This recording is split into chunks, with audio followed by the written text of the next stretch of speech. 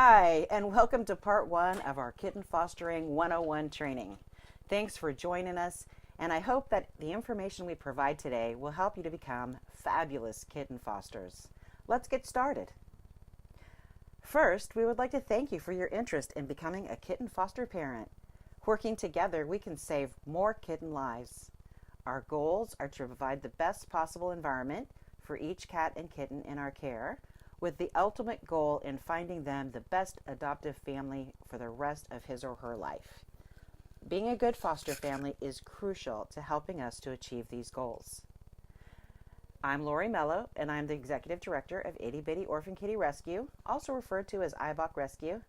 We are a small, all-volunteer-based nonprofit located in San Jose. I've personally bottle fed approximately 2,000 pre-weaned kittens over the last 17 years or so, and I've held bottle feeding training since 2007.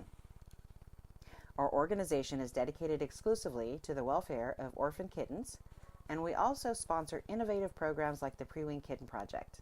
We help to educate the public on cat issues, including responsible pet ownership, the spaying and neutering of all companion animals, and trap-neuter return of our community cats.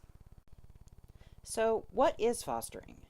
Foster parents open their hearts and homes, giving homeless kittens the time and space that they need until they're ready to be put up for adoption and adopted into a forever home.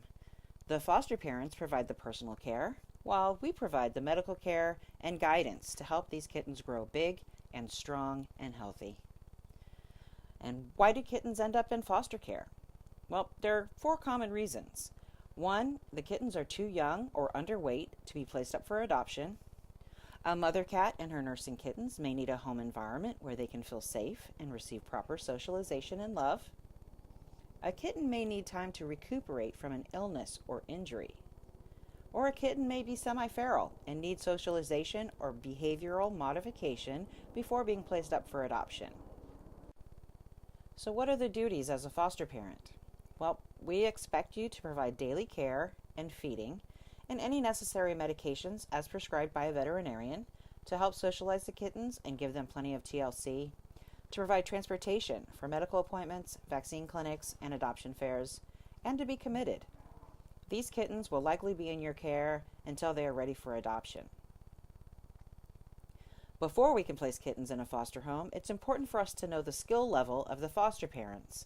It's important to be honest with yourself when assessing your skill level in working with foster cats. It's always best to raise only 1 litter of kittens at a time and to keep your foster kittens in a separate space from your own resident pets.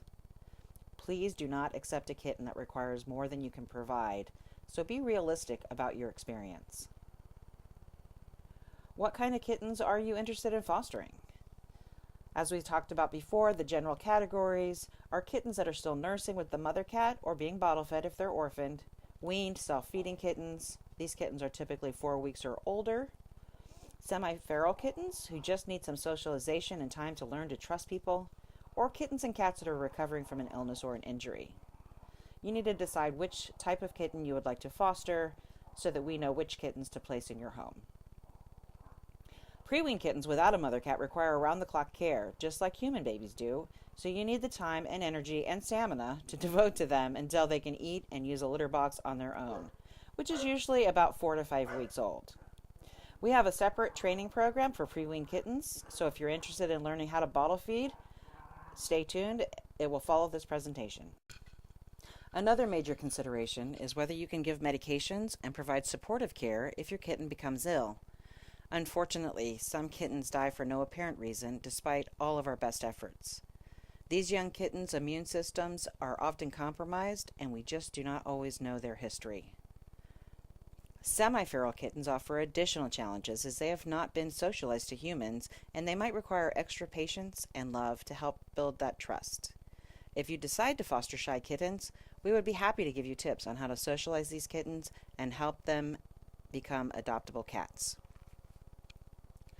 Weaned or self-feeding kittens are a bit easier, but they also present some challenges as they frequently will get diarrhea or become sick with an upper respiratory illness like a kitty cold with runny nose and eyes. You must be able to administer oral medications and keep them warm, dry, and hydrated. Typically, cats will be assigned to you by foster coordinator for the rescue group that you signed up with based on your request, capacity, and experience. Always get pre-authorization before going to the vet, and always use a vet from the list of veterinary partners for that particular rescue that you are fostering for. Check in regularly with your foster coordinator with updates and progress reports, and let them know of any changes with your foster kitten. And always notify your foster coordinator immediately if your kitten has stopped eating, drinking, or playing, as your kitten could be very sick and need veterinary assistance. You can check your kitten for hydration by pinching the skin on the back of their neck. If the skin snaps back, you're okay. If it stands up for a few seconds, your kitten is probably dehydrated. They should be drinking water, using their litter box, have loose, elastic skin tone, and a moist mouth. Tiny kittens can crash fast, so check in early if their behavior changes, if they become listless, sleep all the time, or have a fever or feel extra warm. Wash your hands and change your shirt after handling sick kittens to prevent the spread of illness to other animals in your home, and never let your foster kittens go outside. So what is expected from foster parents? Foster volunteers must complete an application and sign an agreement to be a foster parent with a rescue organization.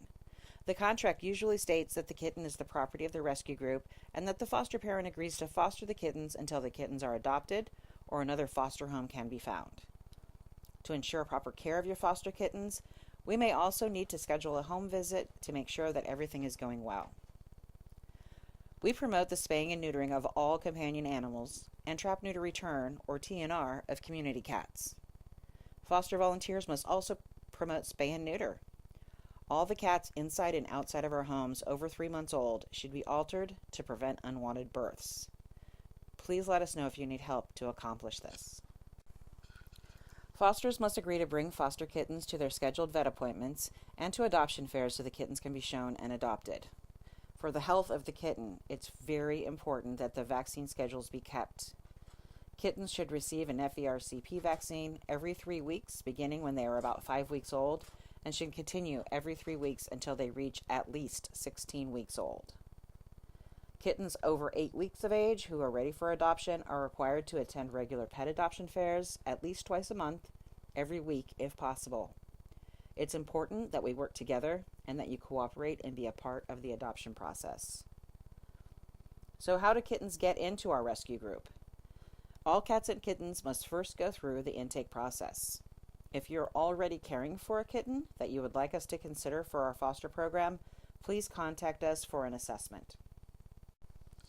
Intake consists of a behavioral assessment, health exam, vaccinations if appropriate, internal and external parasite medications, and microchipping and a combo test if they're over 6 weeks old. We take a photograph, get their weight, and collect general information like their sex, color, breed, where they were found, how obtained, and the name of the person surrendering the kittens.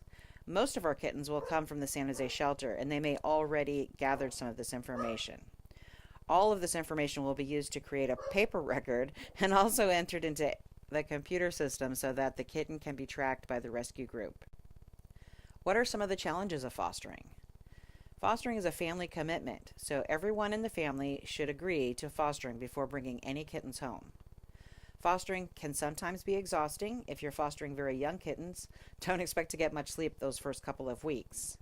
Fostering can be very time-consuming, so if you work a full-time job and have an active social life, you may not have time to devote to caring for these small kittens. Fostering may sometimes cost you money. While rescues often provide supplies, sometimes the foster home needs to replenish those supplies at their own expense.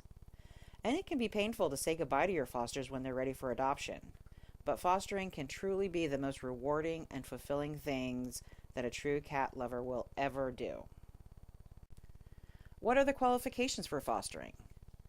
In order to ensure your foster kittens receive the care that they need, we ask that you have basic knowledge of feline care and behavior, attend a foster orientation like this one, a foster training class, complete a foster care application, and sign a contract.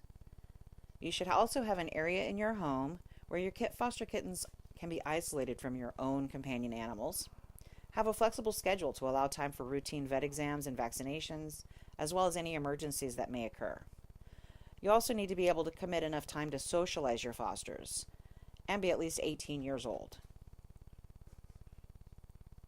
So how do you get your kittens ready for adoption? Well, they must weigh at least 2 pounds to be spayed or neutered. Kittens usually reach 2 pounds between 9 and 10 weeks of age. And they must be completely healthy and have not had any symptoms of any illness for at least 1 week prior to being placed up for adoption. So you've successfully fostered your kittens and they're ready for adoption. What to do next? First, contact your foster coordinator. They'll arrange a date and time for your foster kittens to attend an adoption fair.